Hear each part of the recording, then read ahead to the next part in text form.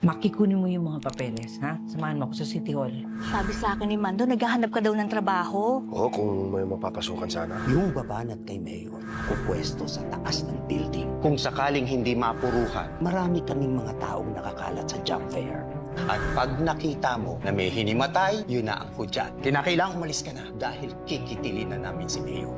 Ate naman, Mayor sa Vice Mayor magkasama sa huling project, di ba? Gaganda lalo pa ka natin dyan. Yes, we have the drugs. Someone behind us. Our men can handle this. These are ex-military. Tanggol, kailangan ka na nila. Tanggol is taking a hit. He's spinning out of control. Plancy! Hindi importante kung sinong mauna. Importante matapos ang trabaho bago matapos ang karera.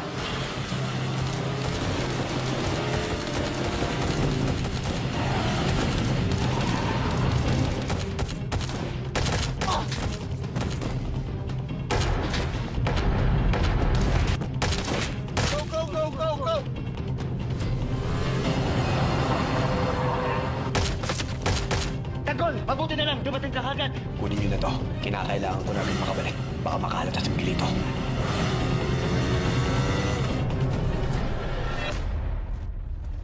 Ilian, ano ba mga opening dito? May ire-refer sana ako sa iyo eh. Balikan ko na lang kayo mamaya ha. Okay. Ano bang dati mong trabaho? Pulis po. Pulis? Eh, napakarang na trabaho ang pagiging isang pulis. Bakit nandito ka ngayon? Nagkaroon lang ng konting problema sa trabaho. Nako, wala ka lang papasukan malapit sa trabaho mo kasi close na rin ang application sa security. Pero ito, may opening sa waste disposal. Pwede ka rito kahit wala kang work experience. Ano po ba yung magiging trabaho ko doon? Supervisor ka ng mga basurero. Sisiguraduhin mo na malinis ang buong lungsod. At pag minsan, sasama ka sa kanila para maghakot. Kaya mo ba yon? Eh, teka lang, parang overqualified naman yata si Rigor para sa trabaho na ito. Eh, ano ba bang ibang work experience mo? Magpupulis lang po talagang alam ko eh. Naku, matututunan mo rin yun. Pagsikapan mo lang itong trabaho na to. Malay mo, mapromote ka kaagad. O siya, sige. Filapan mo na itong application na to, ha? Doon ka, magpo ka doon.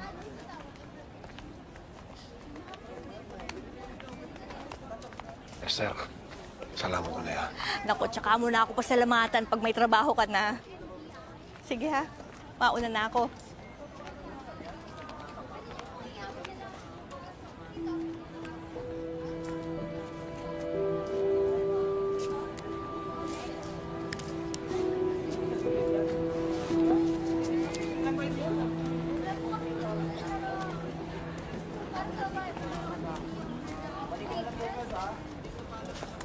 Subukan mo kaya dyan. Baka makapasok ka ng opisina. Pwede pong magtanong, mag-apply po kasi ako eh. Na po ang natapos. Elementary lang po. Pasensya na kayo ha. Pero kahit pa paano nakatapos, at least kahit high school graduate lang. Kaya mo marami pa naman eh. Sige na. Tanong ka. Hello. Hello. Hello. Mayor, magsisimula na po yung program. Mas mabuti hintayin natin si ate. Siya ang paunahing magsalita.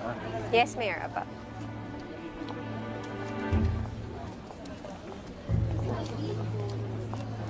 Ate! Finally, you made it. Can we make this quick? Marami pa akong tatapusin. Sige. Don Julio! Ay, maraming salamat naman na dumalo kayo. Gusto sana kita makausap, pero mamaya na lang pagkatapos na nitong event mo. Congrats pala dito sa iyong project, ha? Sigurado ako mas lalong babango ang pangalan ng mga girero. Don Julio, yan po ang inaasahan namin sa lalapit na eleksyon. Mukhang sigurado na ang panalo ng mga gerero. Mayor, ito po yung daan. Vice, Don Julio.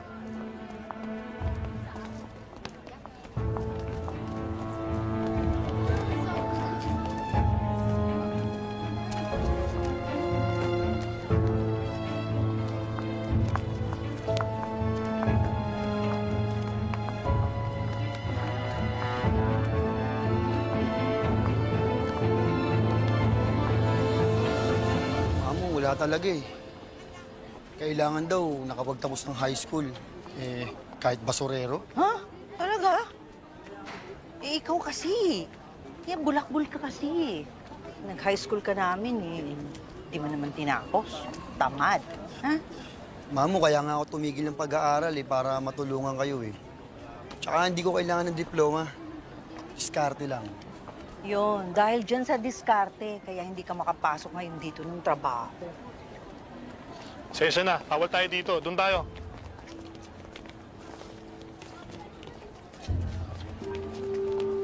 Papicture Mayor. Papicture Mayor.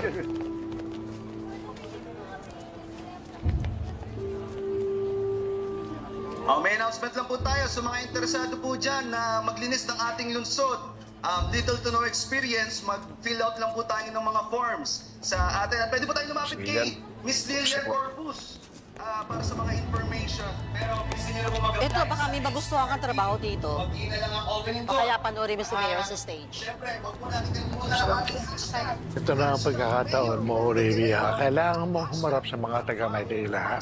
Kapag nalaman ni Gustavo na mainit ang pagtanggap sa iyo ng mga tao, baka ikaw ang patakbuhing mayor.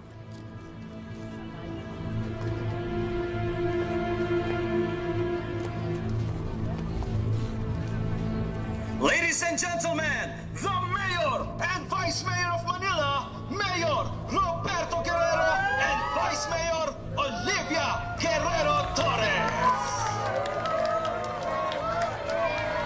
Lawi.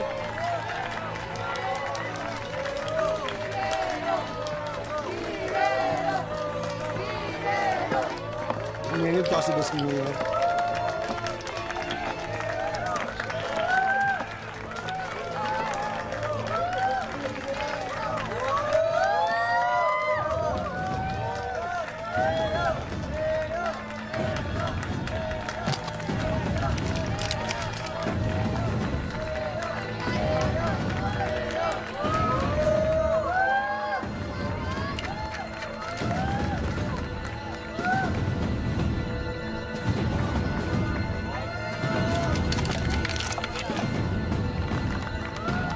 Para magbigay ng ilang words of encouragement, palakpakan po natin ang Vice Mayor ng Manila, VM Olivia Guerrero Torres.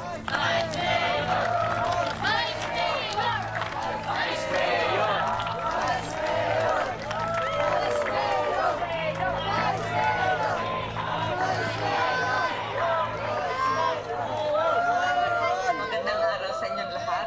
Susulitin ko na ang pagkakataon na ito para pasalamatan kayong mga taga-Maynila sa walang sawa niyong pagsuporta sa mga Guerrero.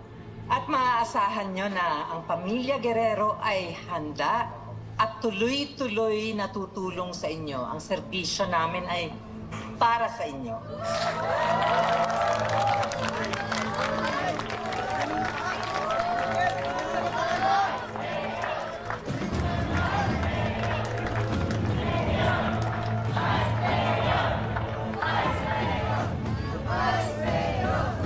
Ngayong nalalapit na halalan, sana wag niyong kalimutan ng isang taong laging nasa tabi niyo, umaalalay at tunay na nagmamalasakit sa inyo. Kailangan niyo ng isang leader na may karanasan, na mapagkalinga, isang leader na mapag-aruga, isang leader na matagal niyo na nakasama sa mahabang panahon. Isang ina na aakap, aakay, at magmamahal sa inyo ng totoo. Mabuhay si Vice Mayor!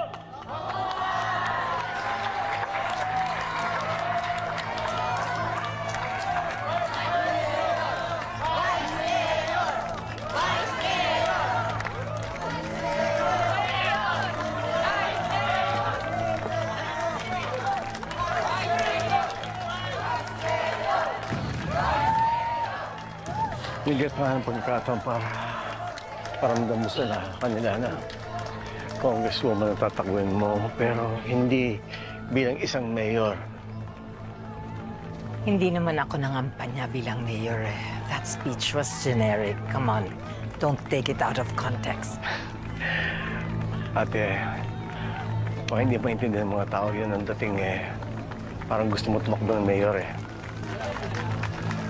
Come on, Roberto, don't be threatened. Para sa atin to.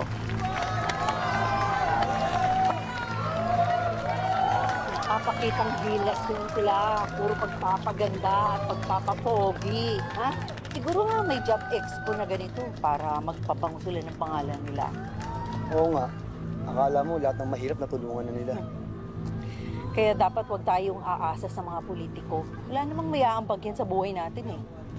Pagpupursige at tiyaga ang paraan para makaahon tayo sa hirap. Ngayon, pakinggan naman po natin ang minamahal nating mayor, Mayor Roberto Guerrero!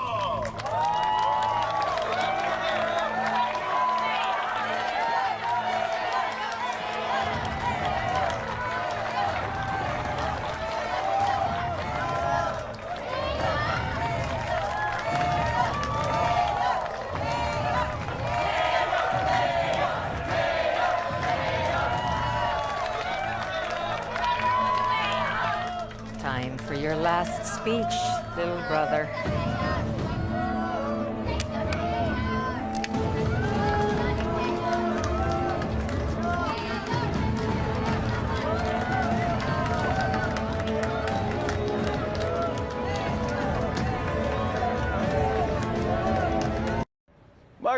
Magandang araw po sa ating lahat.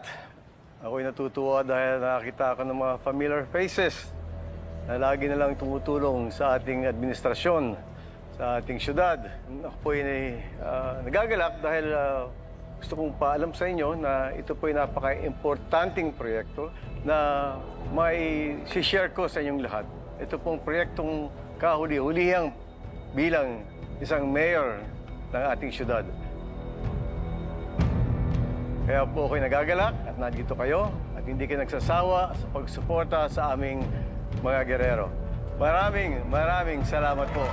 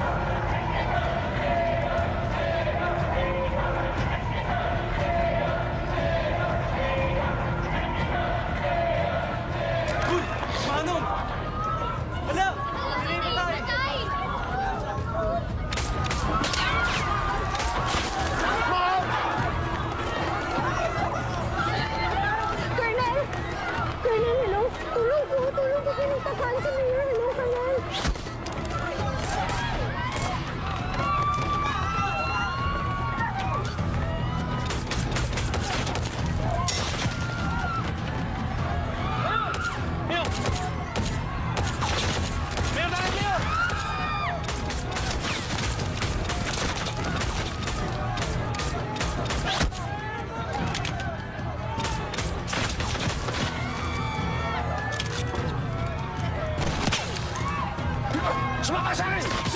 Sumama ka! Kung di makamatay ka dito!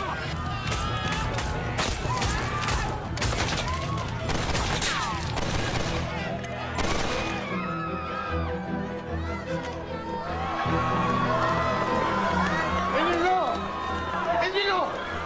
Asan si Olivia? Babalik ko na si Hall yun. Samahan niyo ako. Tara, dito tayo.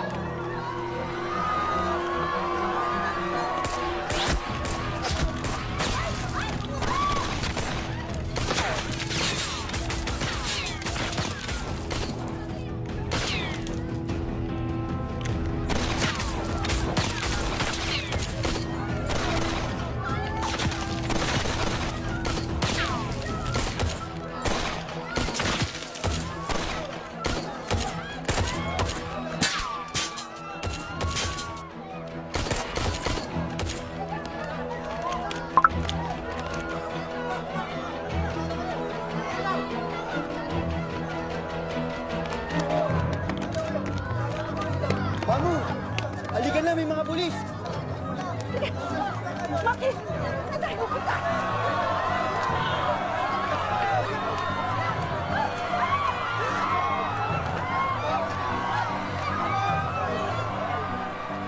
Malpak ang mga tauhan mo! Huwag kayong mag-alala, may humahabol pa sa kanya ngayon. Umalis na tayo rito!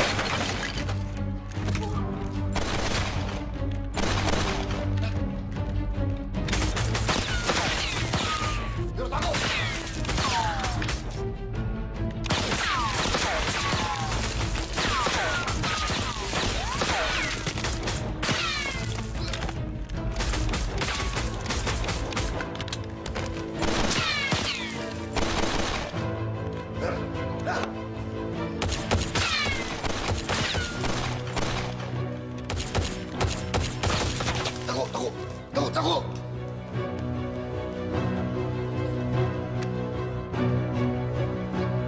Doon tayo!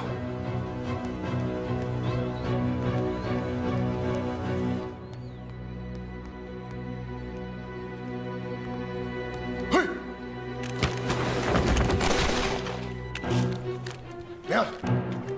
Ang proteksyon mo!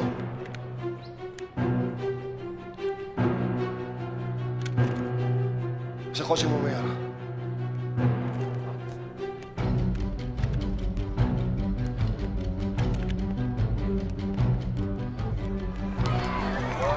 Remember, ang priority natin ay ikaligtasan ni Mayor.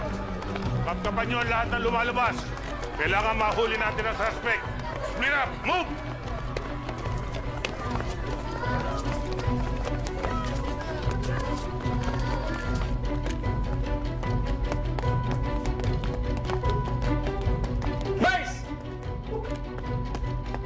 Nawawala ang anak ko. Tulungan mo ko. Hanapin po namin! Mom! Mom! Are you okay? I'm okay. I'm fine. Olivia, ayos ka lang ba? Opo. Mas mabuti pang bumalik na tayo sa City Hall. Mas safe doon. Dito po tayo, Vice! Let's go. Let's go, Mom. Don Julio! Wala munang lalabas! Inuulit ko! Wala munang lalabas! Buminaot kayong lahat! Ligtas kayo!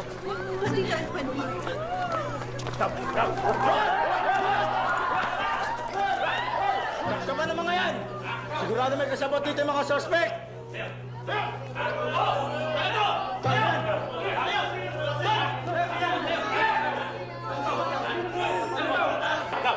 Sir, malinis po kami, sir! Ano to? Bigay mo. Wala po! Ano yung bag? Bigay mo po. Maki, bigay mo na yan. Wala po kami. Ano naman ito?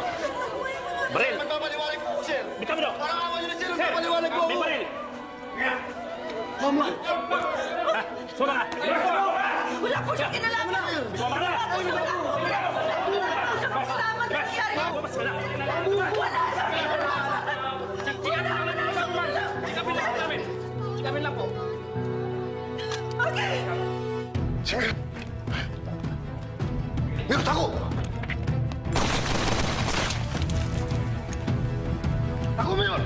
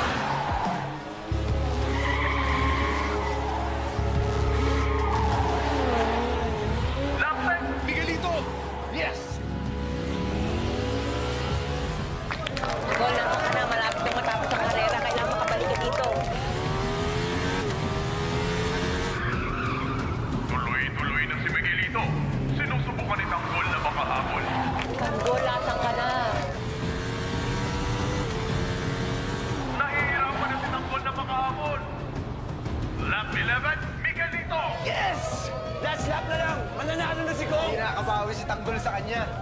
We are down to our last lap. Si Miguelito pa rin ang nangunguna. Makahabol pa kaya si Jesus Montenegro? Let's find out. Tanggol, huling lap na to. Kailangan makabalik ka dito ulit. Mahalata ka nila.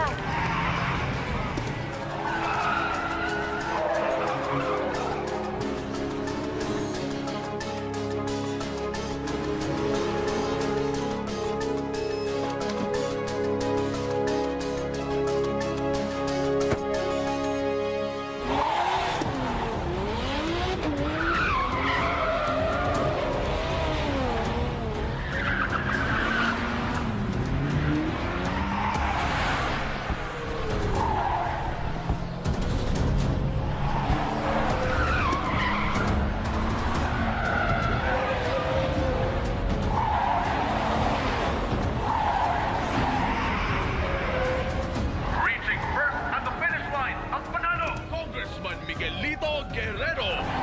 Napakagandang laban nito. Tapos ang laban! Tara, salubungin natin siya.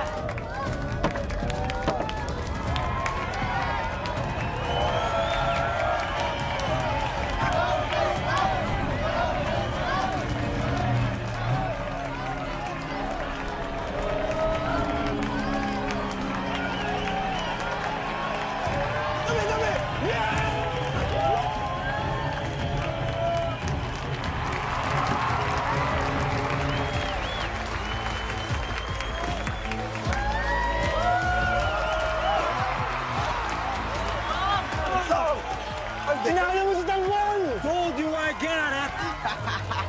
Balik mo!